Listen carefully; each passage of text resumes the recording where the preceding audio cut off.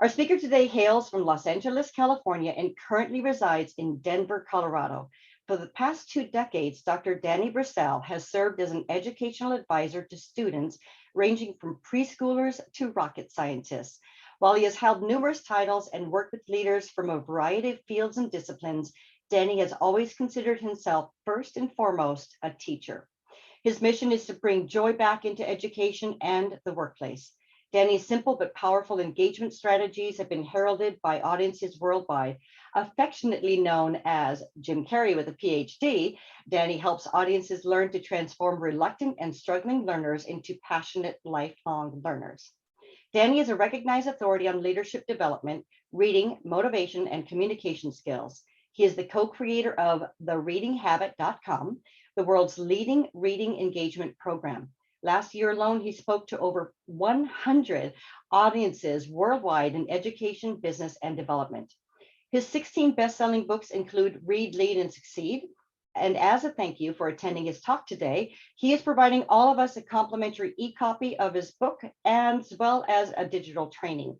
Most importantly, he is a loving husband and proud father of 3 children. So please join me in welcoming Dr. Danny Burcell. All right, so we're going to call this Your Results May Vary, the brilliant allure of throwing spaghetti at the wall. And I really want to thank Anastasia for inviting me, and thanks for all of you in the Golden Gate Breakfast Club. I've gotten to come on a couple of times before, and I just love what you're all about. Hopefully I'll be worth your time today. I always start off my presentations by sharing my beliefs. I believe that everybody can learn. I believe that everybody needs a great teacher. I believe that the best teachers encourage us each and every day. And most importantly, I believe that learning should always be fun. If you believe in those things, wave your arms wildly in the air right now. Excellent. Then we are going to have fun today. All right. So in Chinese, the word crisis consists of 2 characters. One means danger. The other one means opportunity. And while there's all kinds of horrible things happening in the world right now, there's also all kinds of great opportunities if we look at them from the proper perspective. It reminds me of a story I used to share with my little ones about a king who had this annoying childhood friend that no matter what the situation, rather positive or negative, he would always have the same response. This is good. Well, the king was out hunting with his friend one day, and the king's friend was always in charge of loading the king's rifles. Well, something went horribly wrong this day, and as the king fired his rifle, it blew his right thumb completely off, to which his friend replied, "This is good." The king was furious with his friend, so he put him in prison. Well, about a year later, the king was out hunting in forbidden grounds when he was captured by a tribe of cannibals. And as the cannibals tied the king to the stake and put logs at his feet to set him aflame to make their supper, one of the cannibals noticed that the king was missing his right thumb. Well, being a superstitious tribe, they never believed in eating anything that was not whole, so they released the king to his freedom. The king could not believe his good fortune. As he ran back to the palace, he recalled what his friend had said a year earlier. So he ran to the prison, released his friend, apologized profusely, told his friend the entire story, to which his friend replied, "This is good." The king couldn't believe his ears. He's like, "How could it be good? I just put you in prison for a year." His friend looked at him and said, "But if you hadn't put me in prison, I would have been out hunting with you, and the cannibals would have eaten me." So everything is always about a point of view. So I always like to get to know who everybody is. So everybody, I want you to look at your lovely reflections on the screen right now and repeat after me. I am thrilled to be here. Shout it out. I know you're muted. I am thrilled to be here. Oh, there we go. Craig did it. Very, very good. All right. Say, I am looking sharp today. I am looking sharp today. Excellent. All right, everybody give yourselves a big hand. I always tell you, no matter what you do, you are always a teacher and a role model. So now you're wondering, who is this guy? Well, my name is Danny Burcell. My last name is really easy to remember how to spell. It's spelled like Brassell. No, I never took any grief over that as a child. And I'm on a mission to bring the joy back into education and the workplace. I've actually taught all age levels, like Anastasia shared, from preschoolers all the way up to rocket scientist. I can make that claim because I used to teach English as a second language to engineering students at the University of Southern California. I became a teacher because of the movie Stand and Deliver. Raise your hand if you ever saw the movie Stand and Deliver. If you haven't seen it, check it out. It's a true story of Jaime Escalante going to Garfield High School in East Los Angeles to teach advanced placement calculus. So I said, I'm going to be Jaime Escalante. So I was originally hired to teach 12th grade social studies in Compton, California. It's a community in South Central Los Angeles. And they switched me from working with high school students to middle school students to upper elementary to lower elementary to pretty soon, instead of preparing students for college, I was coming home with snot marks all over my pants from my little ones hugging me all day. And what I learned was what works with a 12th grader does not necessarily work with a kindergartner. But what works with a kindergartner works with all age levels. If it was up to me, everybody would start as a kindergarten teacher. The second thing I learned was perseverance. Raise your hand if you've ever been in a negative environment surrounded by negative people who are telling you what you couldn't do all the time. I mean, one of my old principals, Mrs. Lucifer, she used to come into my classroom every single day on her broomstick with her permascal and her foreboding clipboard, and she used to write me up for everything she thought that I was doing wrong. She was killing me. But I had a guardian angel. I was blessed. I taught at a school where I was the only man at my school. I was the only white person at my school. I taught with predominantly elderly African-American women from the South who all had been teaching for at least 20 years. Well, my mentor was Mrs. Turner. Mrs. Turner had been teaching for 40 years. Mrs. Turner was from Alabama. She believed in two things, discipline and the Bible. When her little ones got out of line, she started reading aloud Revelations to them. And it was this beautiful human being, this saint, who took me under her wing. And she taught me a system on how to bring joy back into my day every single day. And so hopefully during our limited time together, I'll be able to provide some insights to the things I've learned from Mrs. Turner. So by the end of this presentation, we're going to talk about how to really embrace the allure of throwing spaghetti at the wall every single day. I call it my Viper approach to business and life. So Viper, basically, I'm going to share with you three stories of three of the biggest failures in my life. And the first failure talks about how it helped me create a vision. The second failure helped me figure out how to formulate a plan. And then finally, my third failure really helped me figure out how to find positive results. And since I'm an educator and educators and speakers always like to come up with clever acronyms, VPR stands for Viper. So it's easy for us to remember the vision plus the plan equals the result. So are you excited for today? Get pumped. Yes, I know we got it. Excellent. All right. So we'll start off with a story of vision. So one of my favorite movies is Apollo 13. And the Ed Harris character says, failure is not an option. Well, for today, I'm going to have you think the 180 on that. I think failure is not only an option, it's the most important thing that most of us have to deal with all the time. It drives me nuts when I hear speakers say, you need to enjoy the journey. You ever notice the people that say that have already succeeded? When they were starving to death, were they saying, man, I'm really enjoying starving to death. Man, it's really a lot of fun that I can't pay my rent. Wisdom doesn't come from looking forward. Wisdom comes from reflecting backward. So when I was in 8th grade, I was hit by a drunk driver on my bicycle.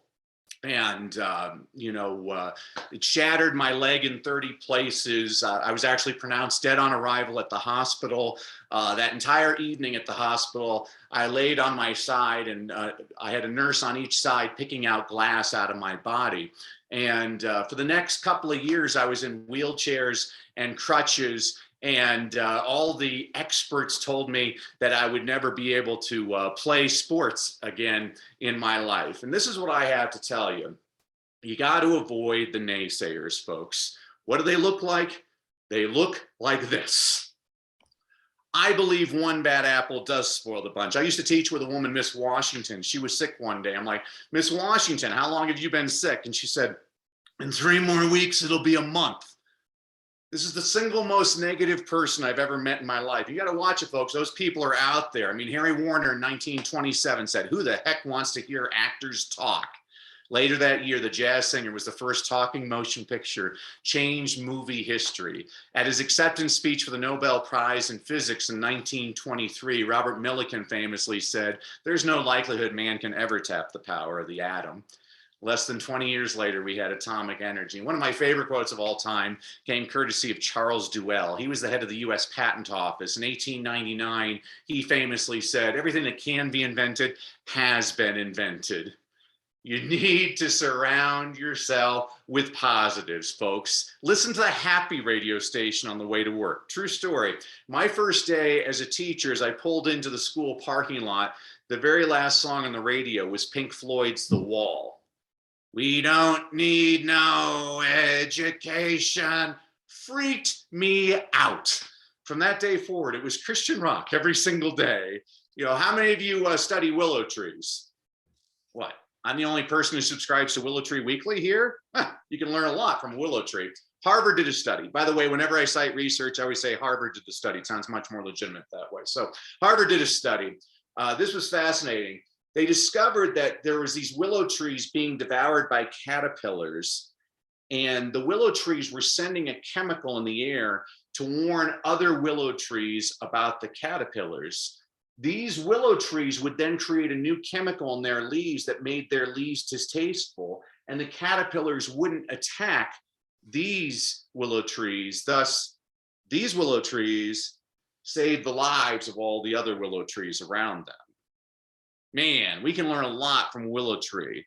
When were you around some negative bully trying to put you down and you just let him get away with that? We all have to do a better job of getting those people out of our lives. You know, that's the big lesson I've learned from my car accident was there's always going to be people telling you what you can't do. It's our job to show people what you will do. And I've been blessed. I've had lots of wonderful mentors, and I'm so excited. Barry and Barbara Wishner are like second family to me. They've been huge mentors to me, but probably my biggest mentors in life were my mom and my dad.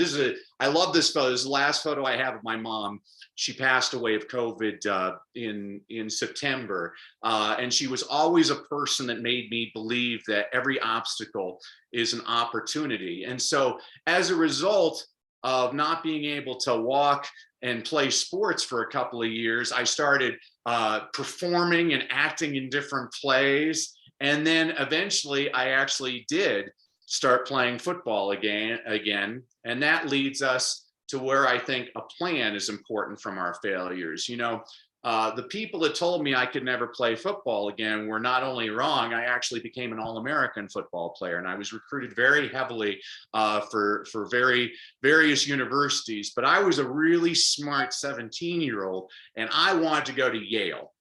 That's the only place I wanted to go. I mean, I had the grades, I had the activities, I had the letters of recommendation. The interviews went fantastic, and I'll never forget that it was a Tuesday afternoon when I got the thin envelope, which rejected me from Yale and told me I wasn't good enough to go there. And even though I had offers to go to Duke and to Georgetown, some of the best universities in the country, I was a brilliant 17-year-old that knew it all. And so what did I do? I went alphabetically down the list of universities, and I looked for the very first school that didn't have a football team.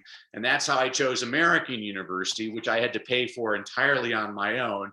And wouldn't you know it, from the failure and the rejection of Yale, I accidentally chose a university which just broadened my horizons. One of the best decisions I've ever made in my life. I mean, while I was there, I was excited because I got to work at the Community for Creative Nonviolence, which is America's largest homeless shelter. I got to bail Dick Gregory out of jail at a White House protest once. It was fantastic. I got to work on Capitol Hill for a United States congressman. And as an interesting aside, when I was in high school, I used to clean toilets at a health club. When given the choice between working on Capitol Hill and cleaning toilets again, I would much rather clean toilets than ever again work on Capitol Hill. But really what I loved to do was, I was a journalist. I became a journalist and I wanted to be the next Charles Perrault. I wanted to go around the country profiling interesting people, interesting places, and doing all kinds of positive stories. And wouldn't you know it, they put me on the political beat. And so in 1992, I had to cover the presidential election. I covered President Bush. He wasn't happy with me because I wrote a negative story for him, but I was able to get a picture with Ross Perot. I wrote a nice story about him, and so he allowed me to have my photo taken with him. I got to interview the Reverend Billy Graham, and then most importantly, I got to do an important expose on the comedian David Spade. And I was starting to feel kind of lifeless again as a journalist. But I was in a bar talking to a buddy of mine, and he was asking me what was going on. And I said, well, I can work at any newspaper in America right now. And I remember I had a major newspaper was offering me the city beat for $16,500 a year.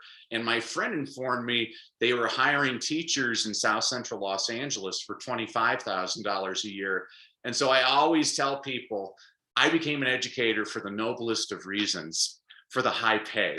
I was grossly misinformed, by the way, but it turned out I loved it. I absolutely love getting kids excited about reading. I mean, I think schools do an adequate job of teaching kids how to read, but the question I always ask people is, what good is it teaching a kid how to read if they never want to read? I teach kids why to read, because I've never had to tell a kid, go watch TV. I've never had to tell a kid, go play a video game. And I never want to have to tell a kid, go read a book. I want them to choose to do it because they love to do it. And really one of the best lessons I learned from being a teacher was the best teachers are students. And I learned an important lesson. I mean, I can learn from everyone. I mean, I'm happily married. Before I got married, I used to have a speeding problem. And so I used to spend most weekends in traffic school. And I actually love traffic school. You get to meet really interesting people in traffic school. So one Saturday I'm in traffic school, and the guy on my right had just done 20 years in the state penitentiary. He had, little mustache, shaved head, tattoos everywhere, baggy shirt, baggy pants. Guy to my left was a brain surgeon from Long Beach. He was 6'3", wore a three-piece suit, spoke just like Stone Phillips. And I'm ashamed to say this, folks. I made some judgments about both these guys at the beginning of the day. Shame on me, because by the end of the day, I thought the ex-con was the coolest guy I'd ever met in my life. I mean, first of all, he knew every law in the book. He's like, hey, man, Danny, that ticket you got, that's California Criminal Code 503C, man. You go to this judge, you'll get off. I mean, I was writing notes like crazy. He knew every law in the book. But that's not what made me love him. What made me love him was there was one part of the day where the teacher asked us each to stand up when we had to share with the class our biggest pet peeve about other drivers. And so some people stand up and say, I hate it when people change lanes without signaling. Some people stand up and say, I hate it when people don't come to a complete stop at a stop sign. Well, then she asks the ex-con, and he doesn't stand up. He's like, nothing. The teacher, she challenges him. She's like, no, sir, please stand up and share with the group what annoys you about other drivers. He leans back in his chair. He's like, nothing, man. Ain't nothing nobody else does that I haven't done before. Holy cow. I think that's the wisest statement I've ever heard a human being make. I love how holier than thou all of us are. Oh, I can't vote for that person. That person lied. Oh, we are all such hypocrites, folks. I mean, I've taught all age levels, and I can make an argument for you why every age level is my favorite, but I got to share with you, my favorites are the little ones. Why? Because they don't know what they can't do yet. And they say amazing things every day. I had this beautiful little girl, Maya, one day. She comes up to me at recess. She's so excited. She's like, Miss Brassell, this is Ajane. Ajane's Nikisha's friend. Nikisha is my friend. So that means Ajane's my friend too. Wow. What a lovely way to look at the world. I need to hang out with a lot more people like that. I mean, we got these brilliant kids in our schools. By the way, just as an aside, for the third consecutive year, we've had more elementary school students shot in school shootings than military troops abroad, something all of us need to think about.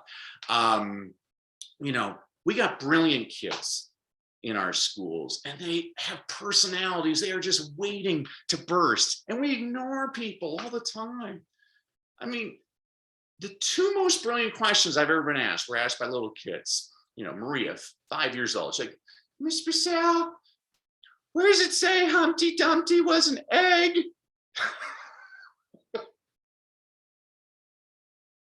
It doesn't.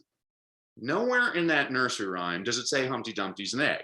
But there's always a picture of an egg whenever you read that nursery rhyme. How did I miss that all those times? Tyrell, 6 years old. He's like, Miss Brassell, is Curious George a monkey or an ape? And I laughed until I reread the book. How many of you have ever read Curious George? If your hand doesn't raise, get a new life, man. I mean, so what does the man in the yellow hat always call Curious George? My little monkey. Where's his tail? Curious George doesn't have a tail because he ain't a monkey. He's a chimpanzee. I've read that book 3,000 times, missed that every time. Tyrell got it the first time. That's why if I'm ever murdered, I want a first grader on the scene, not my wife. I mean, a first grader would be like, he's approximately 6 feet tall, dark jacket, dark pants. My wife would be like, I don't know. I think he's about this tall. I think he's white. It's like the Gladstone Disraeli paradox. Winston Churchill's mother, Jenny, was a contemporary of Queen Victoria. She knew every famous person in society. She was asked once by a reporter what the difference was between Prime Minister Gladstone and Prime Minister Disraeli. Her response was phenomenal. She said, well, whenever I left a meeting with Prime Minister Gladstone, I left feeling like, wow, he is the most interesting person I have ever met. But whenever I left a meeting with Prime Minister Disraeli, I left feeling like, wow, I am the most interesting person he has ever met. What do we do every single day to make the people around us feel important? I mean, my friend John Lisa Pancic, she has this wonderful expression. She says, who's going to hold your rope? If there's one thing human beings have proven is you can accomplish anything on your own. But why do it on your own when you can bring others along for the ride? That's why I love groups like Golden Gate Breakfast Club. You get a chance to actually be together and congregate. The COVID taught me one important thing. I need to be around people. All right. I've always, whenever I'm doing team building exercises, when I'm working with corporations, I say, I'm looking for thermostats, not thermometers. What's the difference? Thermometers take the temperature. Thermostats set the temperature. What kind of climate are you creating to get the people around you to be inspired? Raise your hand if you've ever had one of those days. Raise your hand if you ever need to get pumped up. Raise your hand if you ever feel overwhelmed. So the most common question people always ask me is, Danny, can you help me? And the answer is absolutely yes. And so as a thank you for joining me today, and Anastasia had mentioned it, I wanted to give all of you a complimentary copy of my book. My youngest daughter, she taught me how to create a QR code. And I guess if you point your phone camera at this QR code, it will take you to the website. I'm actually not that sophisticated. So if you type in freegiftfromdanny.com, I'm going to give all of you a complimentary copy of my book, Read, Lead, and Succeed. It's a book I wrote for a school principal who was trying to keep his faculty positively engaged. So I said, okay, I'll write you a book. So every week I give you a concept, I give you an inspirational quote, an inspirational story, a book recommendation on a book you should read, but you're probably too lazy because you're an adult. So I also give you a children's picture book recommendation that demonstrates the same concept. You can read that in 5 minutes. That's my gift to you. I also give you access to a digital training I did last summer for parents around the world to show them ways to get their kids excited about reading at home. And so finally, that leads to what's most important. One of my favorite things when I'm reading speaker bios now is a lot of thought leaders. I'm like, we need a lot fewer thought leaders and more results leaders. I'm interested in results, not thoughts. A lot of people don't know this about me. I'm actually a weight loss expert. I have lost over 1,000 pounds. The problem is I've gained over 1,230 pounds for a net gain of 230 pounds, but my latest fad diet has been working wonders. May I share the secret with you? I'm gonna share it with you. So for breakfast, I'll typically have half a grapefruit, a slice of whole wheat toast, and 8 ounces of skim milk. Whole milk will kill you. Now for lunch, I'll typically have 4 ounces of lean chicken. I'll have it with either a cup of steamed broccoli or maybe steamed zucchini. I'll down it with a cup of herbal tea because Harvard studies have shown that actually speeds up your metabolism. And then just to reward myself for doing so well, I like to treat myself to an Oreo cookie. Now, for my mid-afternoon snack, I typically eat the rest of the package of Oreo cookies. I'll have a quart of Rocky Road ice cream and a jar of hot fudge. Sometimes I pour it on the ice cream. Usually I just drink it directly from the jar. And then for dinner, I'll typically have 2 loaves of banana bread, a large pepperoni pizza, a pitcher of beer, 5 Milky Ways, and an entire frozen cheesecake eaten directly out of the freezer. I have a bad habit. 2, actually. I overeat, and I like to eat junk. Raise your hand if you have a bad habit. By the way, those of you not raising your hands, your bad habit is you're a liar. I am so blessed to have a bad habit because I learned long ago it's a whole lot easier to create a good habit than to break a bad habit.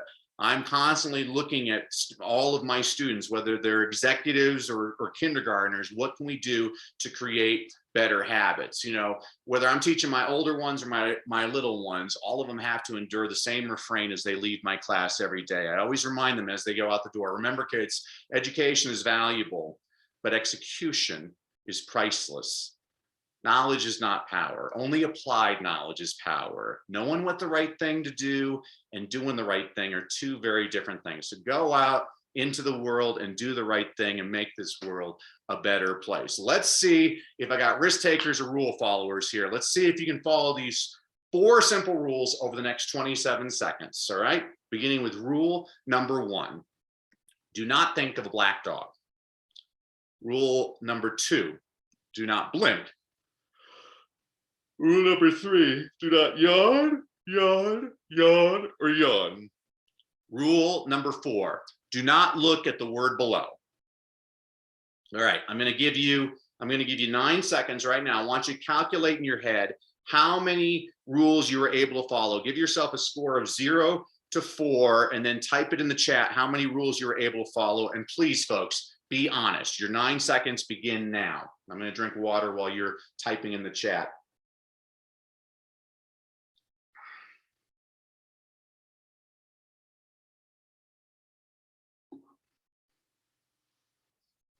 All right, let's see how you did. If you were able to follow all 4 rules, what part of be honest don't you understand? If you scored a 2 or 3, excellent effort. In your world, rules rule. And if you scored a 0 or a 1, you become complete disregard for authority, convention, tradition, and civilized norms. You're bound to achieve leadership greatness. You know, I always emphasize this to students. You know, you got to break lots of rules. You got to fail a lot. You know, I was doing a corporate training 3 weeks ago to a large auto manufacturer, and I asked the executives, I said, what's the opposite of success? And they all said failure. I'm like, no, it's not. In order to succeed, we need to fail a lot.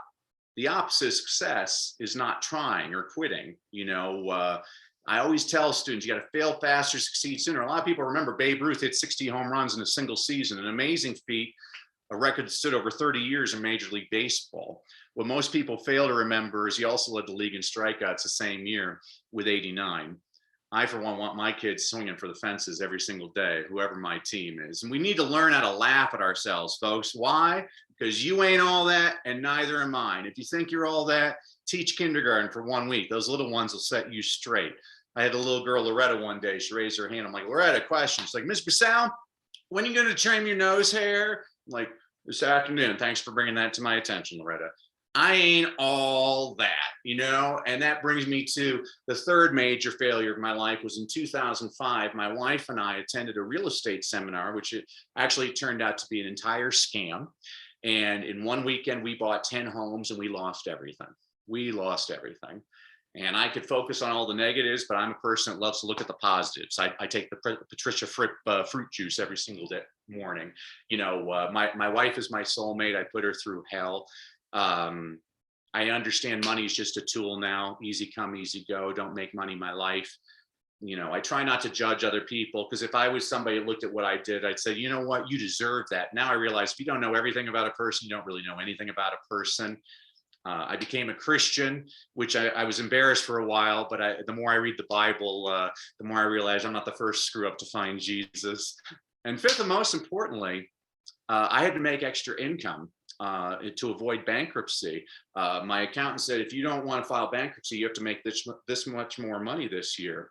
And so I was a professor at the time. And so I started speaking on the side, and I hit that number, right on the number. Well, the next year, he gave me a much higher number, and I hit that number right on the number. And in year 3, I thought, well, maybe I should set a higher number. And basically, during one of the worst economic downturns in American society, I built a speaking business, which is now fantastic.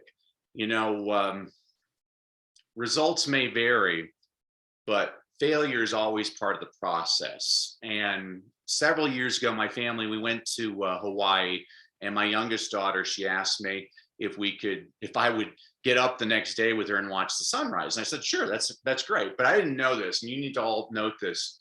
The sun rises really early in Hawaii. The next morning, my alarm was ringing, and I really didn't want to get up. I wanted to hit that snooze bar, but I had promised Samantha. So I got out of bed, went down to the beach, and Samantha and I witnessed the most glorious sunrise I've ever seen in my life. And for 2 hours, we sat on the beach, we giggled, we told stories. You know, Samantha is much older now, and we don't have those moments together anymore. And I realized, you know, there are moments in life when all of us want to hit the snooze bar, but the people who are rewarded are the people who take action. You know, this is a time when a lot of negative things are happening on the world, and we need to pray for all those people. This is also a time when there's all kinds of opportunities to make this world a better place. This is good. Thanks all for enduring me, everybody. I really appreciate it. And I think I'm allowed to take questions. Hopefully I didn't go too far. I went over, I'm sorry. That's a big thing I'm not supposed to do. I apologize for that, everybody. No problem whatsoever. We loved every second, and thank you so much. And great to know that you've had a connection with Barry Wishner, one of our, of course, longtime friends. I open it up for questions. Oh, yes, Bill Buchanan. Good morning, everyone. And thank you very much for an excellent presentation, Danny. I've been a student all my life, even though when I graduated from high school, the California system wanted nothing to do with me. So I went up to Oregon State and had a great education up there. Not that it affected my life, but here's my question for you. First of all, I admire you for pursuing the vocation of educator. It seems like to me that today there are some real challenges in that vocation. And I don't have the figures at hand, but let's just take California, for instance. It seems like there is a lot of underperformance, if you will, K-12 and maybe even higher than that. I don't know what the reason is, but it's distressing to me because, as we all know, if our kids aren't learning, then when we get them in assisted living, we're going to be in trouble, right?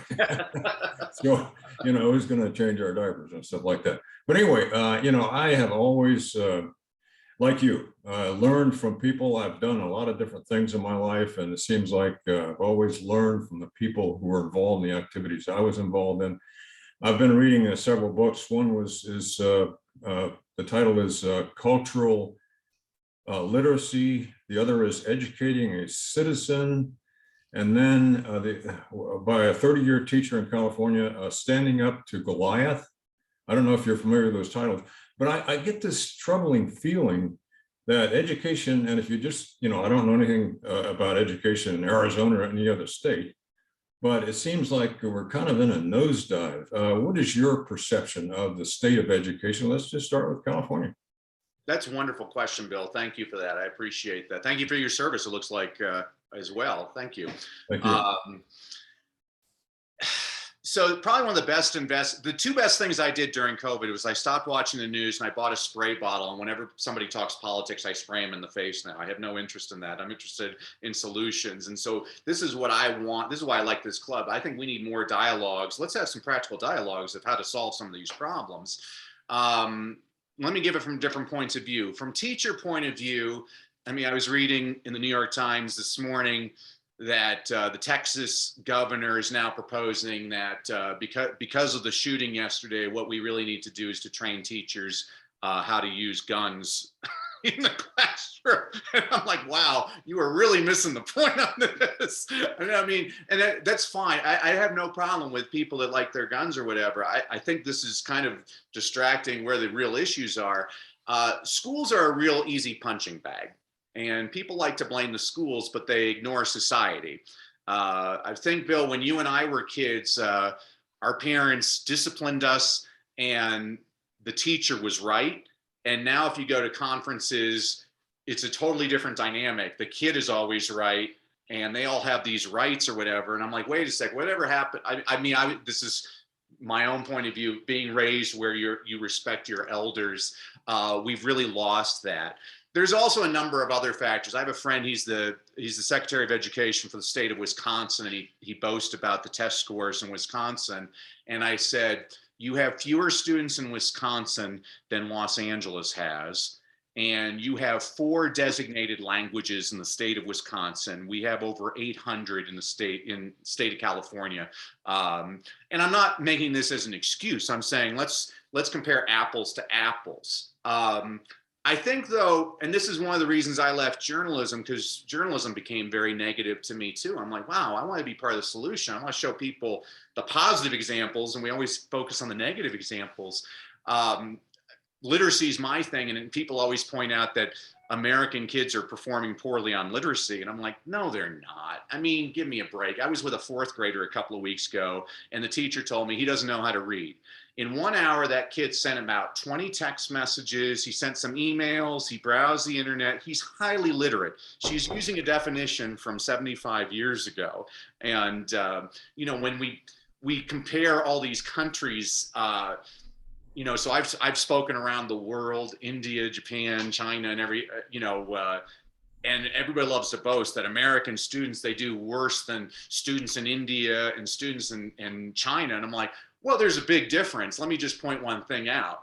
America educates every kid, whether they're special needs or English isn't their first language. Those kids aren't allowed to go to school in places like India or China, and they're certainly not going to be taking the test. Now, do I think we can do better? Absolutely. Am I freaked out like you, Bill? Yeah. But I also look at, if you want to be feeling better right now, Bill, start on C-SPAN. Right now, this time of year is great because they show college graduations, and you'll see commencement speakers and a lot of these students. And when I was at my oldest daughter graduated high school the other day, and they had all these different valedictorian and salutatorian speeches. And I'm like, you know what? We're going to be all right. I mean, some of those kids just had some of the most brilliant things to say. I think probably one of the bigger differences today, Bill, is since all of us have access to zillions of different types of media all the time. It's the same as, 30 years ago, would I really have known anything about the Ukraine war? Probably not. It'd be Walter Cronkite telling me. Now I have blogs and everybody telling me. I always think we can do better. One of the big things I always point out to people is it's not written anywhere in the Constitution that you're entitled to an education in this country. It's a beautiful thing that we offer. And the purpose of the American education, one politician once said the purpose is to produce college graduates. I'm like, he's wrong about that. That's actually not the purpose. The purpose of our American education system is to produce tax-paying citizens. And if you want to become a mechanic or a plumber, that's great, because I guarantee you they're going to make a lot more than a public school teacher. They're going to make 6 figures. When people ask me public schools or private schools or charter schools, Danny, I always say yes. There are very good public schools. There are very good private schools. There are very good charter schools, vocational schools, magnet schools, home schools. Every kid's a little bit different. You had mentioned you had state of California didn't know what to do with you, Bill. I mean, that drives me nuts. That's kind of my specialty, is working with all these boys that everybody else has given up on. I'm like, I always tell my kids, sometimes you need somebody else to believe in you before you believe in yourself. I believe in all of you. I only get the best and the brightest. When you're around people that give you, get Patricia Fripp, anytime I've ever met her, she's 120% all the time. And I love that. most people are downers. I want to be around people that lift me up. And that's where my job as a teacher is to get, I really believe that. People ask, why did I become a teacher? I'm like, because I'm going to find the next kid that cures cancer and wins the Nobel Peace Prize. That's totally what I believe. You have no idea. Like, and it's usually the kid that they gave up on Bill, and he winds up finding some Silicon Valley company that, makes billions of dollars. I love reading biographies, Bill, and it cracks me up because the most common thing I see in most biographies is these people left school. And I'm like, what are we doing wrong if they're leaving school? I mean, why don't we identify those people? If a kid doesn't like doing something, my job is to figure out what turns them on and how do I take that interest and develop an education program for that kid. So that's a very long answer to a short question, but it's a great issue, Bill. And I think one of the first steps is that we have some sober adult conversations in this country where people don't get offended politically, but let's say, hey, what can we do to actually make a positive difference? So very, very long answer, Bill. Hopefully they answered a little bit. Yeah, thanks, man. And I wish that the people who were in charge of policy had your attitude. Thanks for a great presentation. Okay, Patricia, my phone crapped out, so I have been here.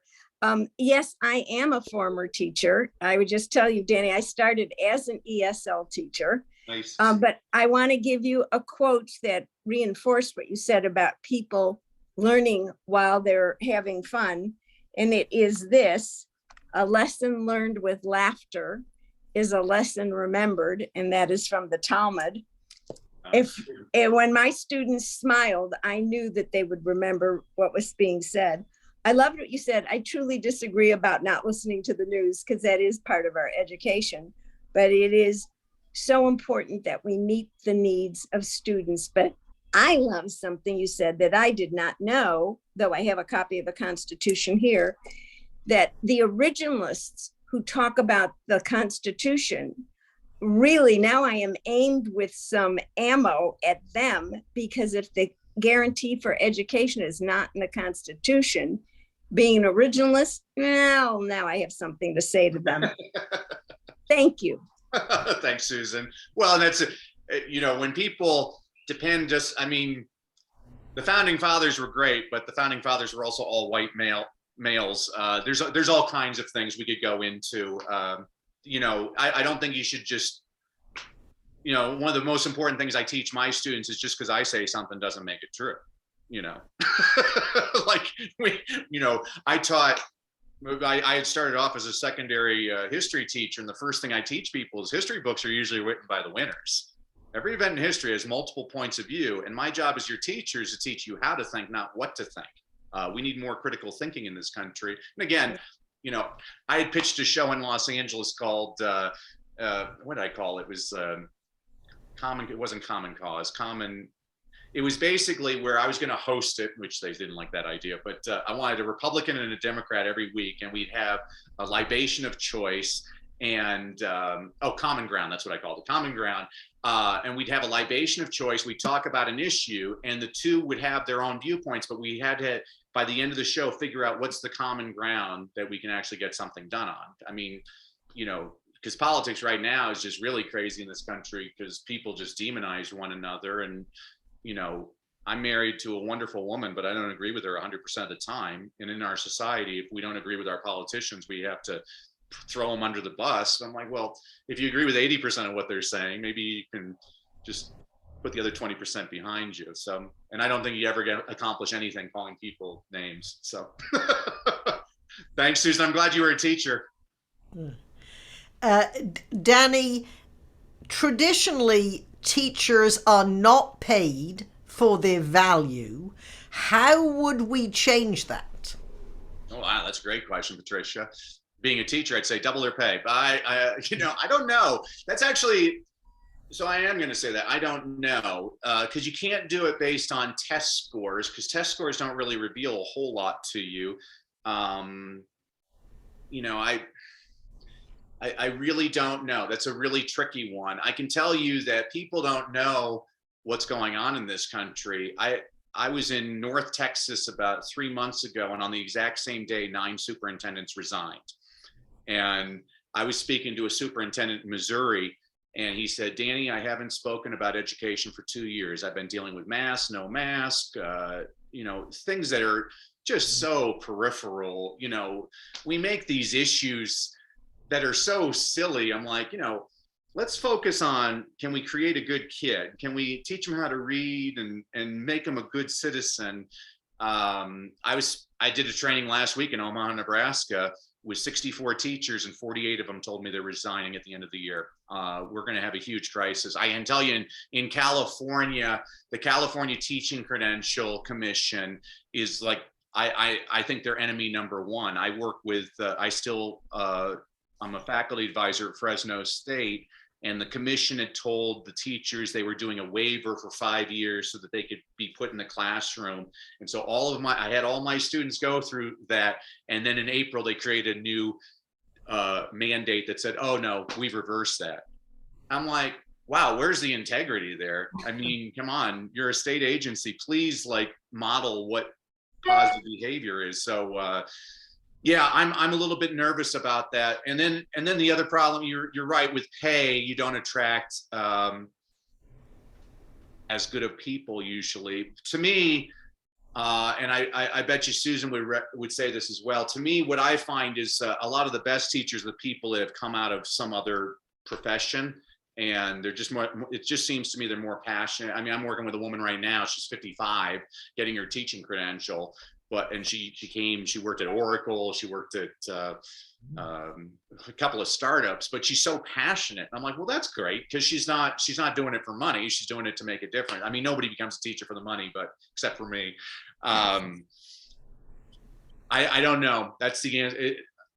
Maybe that's a response a lot of our politicians need to start saying is, I don't know. Maybe it's ever since I married my wife, I learned how little I actually know. So, and that makes you a smart man. Danny, tell us about your outside speaking engagements and how you built and developed that. Thank you, Patricia. Well, I mean, you and I got to spend time in Vegas when we were at the Brad Lee event a couple of summers ago. You got to be places. I'm training probably now because of COVID. I never liked coaching people because I actually expect people to get stuff done. And I can't just accept money from a person if they're not going to do the work. But now it's great. I basically, I fly all around the country, and for 2 days I come to a person that they don't want to come to me. And so for 2 days, we basically walk a half marathon every day, and we record our conversations, and I help them craft their signature talk and their books. And that's been great. I'm actually leaving. I had screwed up. I booked a flight for during this talk, so I had to reschedule it for 2:00 this afternoon. So I'm going to be speaking tomorrow at the Choctaw Reservation in Durant, Oklahoma. Native American audiences are always great because they're very stoic, and I'll afterwards they come up to me, they're like, Danny, you're a very funny speaker. I'm like, wow. Actually, the best one I ever did was I was up in January. They were having a heat wave in Edmonton. It was negative 20 degrees, and I was speaking at the Six Nations tribe, and the chief comes up to me and he's like, so Danny, have you come to our casino yet? I'm like, no, chief, but I will go. And he says, only one machine give out money, ATM. I'm like, this guy's fantastic. When I'm advising like people that want to become speakers, I say, you're not going to make $10,000 a talk right off the bat, and you need to get good. So there's 2 ways to become a good speaker. First of all, you have to watch lots of speakers.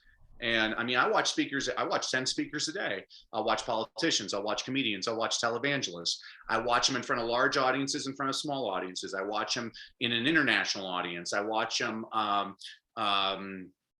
probably one of my tricks that I teach a lot of my speakers is watch award shows, because I want to see when the actor wins the Best Actor award, can they make a coherent speech in 45 seconds? I want to see those types of things. And then secondly, you gotta do the work. You gotta do the reps. And so the reps are, you go to meetings like this. I've been to so many Rotary clubs, Optimist clubs, Kiwanis clubs, Lions clubs, because those poor people have programmers who have 52 weeks a year. They have to program free speakers. Well, it's great. It doesn't matter because you never know who's in the audience. It gives you a chance to work it out. I mean, and you never know. I once did this talk at Disney and they said there was going to be 400 people and there were 6 people there. But I believe in giving 110%. I gave 110%. One of the 6 was the personal assistant to Michael Eisner. And that was a very important lesson, Patricia. It doesn't matter how many are in the audience. All that matters is who's in the audience. You know, I can have 500 teachers in the audience, but they can't book me. I need one principal that has a budget. And you know this better than anybody. So if you want to become a speaker, and you just got to get out and do the rest. Like during COVID, you know, we couldn't go to a lot of places. And so I made it a commitment that I was going to do at least 3 podcasts a week. Gives me practice, gives me exposure. You know, I'm a big believer in that type of thing, but you got to do the reps. Just like anything, Jim Rohn said that. He said, you can't pay other people to do your push-ups. You know, Rohn was so great. I used to drive in 1975. I used to drive to San Jose once a month to hear him deliver exactly the same seminar and pay $250 for a cassette pack of exactly the same message.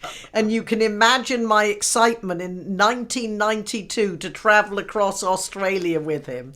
What, yeah, great. You know, it's fun when speakers talk about the speakers, so many like Randall and I remember from decades ago.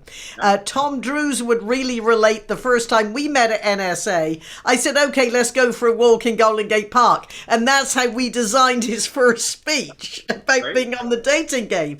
There is something about walking. One, you don't have to have all your social engagements over food. It's much better to walk and talk and you become more creative. That's great. I agree with Patricia. Just the other thing, the other point I make, I work with a lot of CEOs, and when you're walking, you're going in the same direction. If it's like this, we're in a confrontational position. I want us going in the same direction. Great.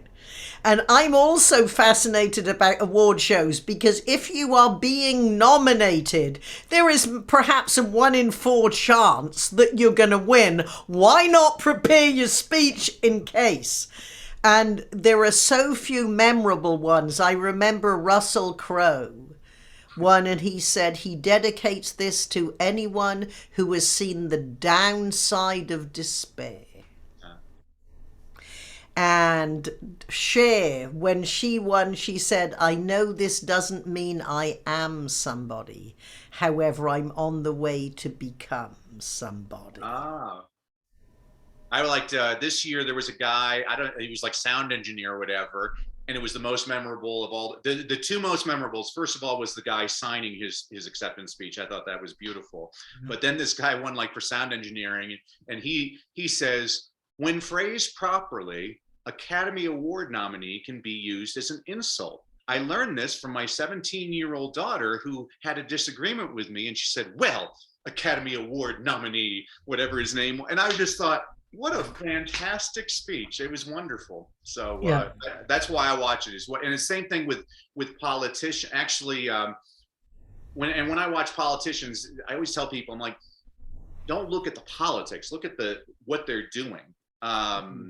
So President Reagan was the first president, I believe, and it's been copied by every president since then, is during his State of the Union address, rather than talking about healthcare, he points to somebody in the gallery, says, there's Tom Peterson. Tom, will you stand up? Tom works at the GM plant in Louisville, Kentucky, and Tom's healthcare. And so you put a face, you know, I think it was Stalin who said 1 million people dead is a statistic. 1 person dead is a tragedy. When you put a face to it, it changes everything. And you watch it, you know, even though I say I don't watch the news, I do watch the news. You know, you can see these people like in the Ukraine, that woman that was giving the sunflower seeds to the soldier and saying, I want something to grow here after your corpse lay. I mean, it was like, wow, that's something I remember. Yeah, it's telling the story of the war through the eyes of one soldier is what I call it. I mean, look at one of the best-selling, I used to tell my kids, one of the best-selling books of the 20th century was written by a 12-year-old girl named Anne Frank. Yeah, Amazing. And one of the best read members of our club wants to ask you a question. Betty Taish. Thank you, Patricia. Thank you for a wonderful presentation with great concepts. I just wanted to make a comment on the concept of failure that I used to think it's a negative word, not succeed, using other phrases, but I just recently learned using the phrase fail forward, that we take every failure or challenge that we don't succeed at and use it as an opportunity to grow. And I've also used the Chinese symbol of, I always called it opportunity versus chaos, but I like what did you say? You said crisis or something. But I've used that in a lot of talks over the years, and it's so true. It's how you look at it. And I thank you for that, all of your comments. And my question would be, just the whole concept of reading and education is just so daunting, and how can we make it better? And you've already alluded to some of that. So it's a tough question. Thanks, Betty. Thank you. Yeah, I mean, I tell people when I was in high school, I had a teacher that made me read The Scarlet Letter by Nathaniel Hawthorne. And The Scarlet Letter is basically about Hester Prynne commits adultery, and she has to wear an A on her chest.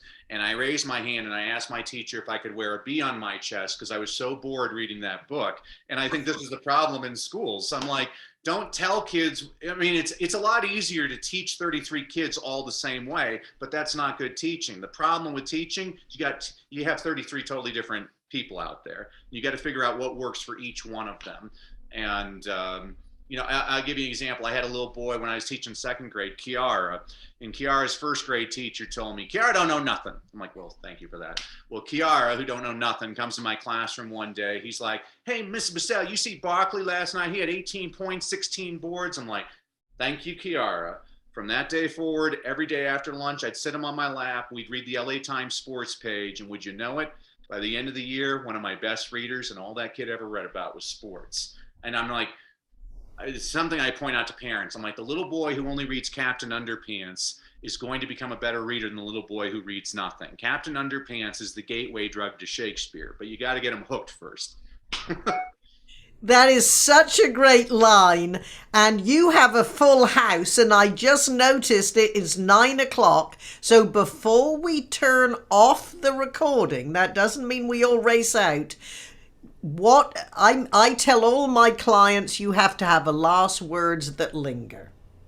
So Danny, what is your walk away line? Then we will close the recording, and then we can still chat for a couple of minutes and thank you again. Cool. Yeah. So one of my mentors was Charlie Tremendous Jones, and he said, you're the same today as you will be in 5 years, except for two things: the people you meet and the books you read. So I always encourage people, make sure to surround yourself with people that lift you up, and make sure you fill your brain with things that are really positive.